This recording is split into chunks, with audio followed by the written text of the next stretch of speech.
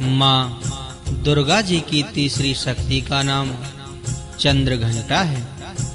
नवरात्रि उपासना में तीसरे दिन इन्हीं के विग्रह का पूजन आराधन किया जाता है।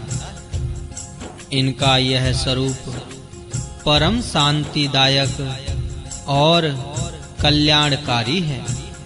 इनके मस्तक में घंटे के आकार का अर्धचंद्र है और इसी कारण से इन्हें श्री चंद्र घंटा देवी कहा जाता है। इनके शरीर का रंग स्वर्ण के समान चमकीला है। इनके 10 हाथ हैं। इनके 10 हाथों में खड्ग आदि चमकीला है। शस्त्र तथा बाण आदि अस्त्र विभूषित हैं। इनका वाहन सिंह है। इनकी मुद्रा युद्ध के लिए उद्यत रहने की होती है। इनके घंटे की सी भयानक चंड ध्वनि से अत्याचारी दानव, दैत्य, राक्षस सदैव प्रकंपित रहते हैं। नवरात्र की श्री दुर्गा उपासना में तीसरे दिन की पूजा का अत्यधिक महत्व है। इसी दिन साधक का मन मणिपुर चक्र में प्रविष्ट होता है। माँ चंद्र घंटा की कृपा से उसे अलौकिक वस्तुओं के दर्शन होते हैं। दिव्य सुगंधियों का अनुभव होता है तथा विविध प्रकार की दिव्य ध्वनियां सुनाई देती हैं। ये क्षण साधक के लिए अत्यंत सावधान रहने के होते हैं। माँ चंद्र घंटा की कृपा से साधक के समस्त पाप और बाधाएं विनष्ट हो जाती हैं।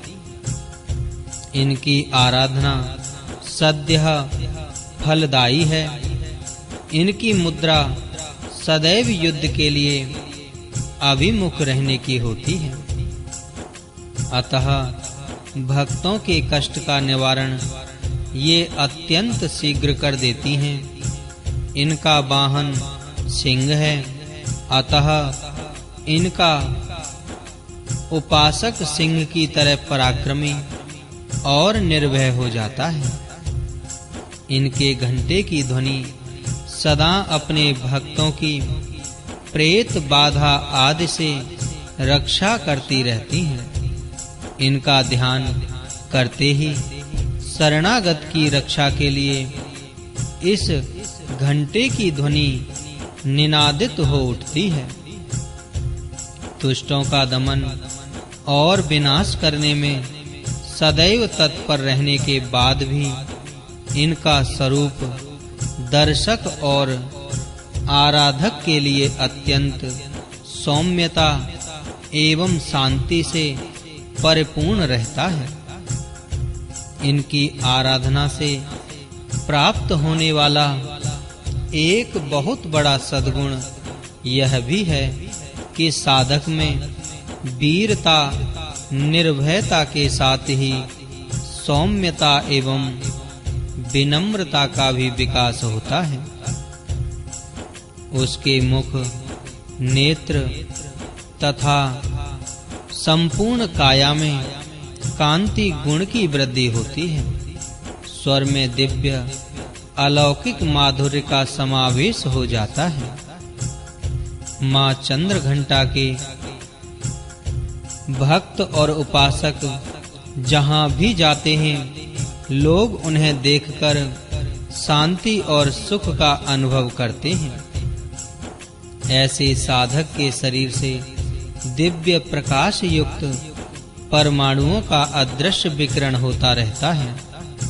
यह दिव्य क्रिया साधारण चक्षुओं से दिखलाई नहीं देती, किंतु साधक और उसके संपर्क में आने वाले लोग इस बात का अनुभव भली भांति करते रहते हैं। हमें चाहिए कि अपने मन, वचन, कर्म एवं काया को विहित विधि विधान के अनुसार पूर्णतः परिशुद्ध एवं पवित्र करके मां चंद्र घंटा के शरणागत होकर उनकी उपासना आराधना में तत्पर हों। उनकी उपासना से हम समस्त सांसारिक कष्टों से विमुक्त होकर सहज ही परम पद के अधिकारी बन सकते हैं। हमें निरंतर उनके पवित्र विग्रह को ध्यान में रखते हुए साधना की ओर अग्रसर होने का प्रयत्न करना चाहिए। इनका ध्यान हमारे इहलोक और परलोक दोनों के लिए परम कल्याणकारी और सद्गति को देने वाला है। जय मां चंद्र घंटा देवी।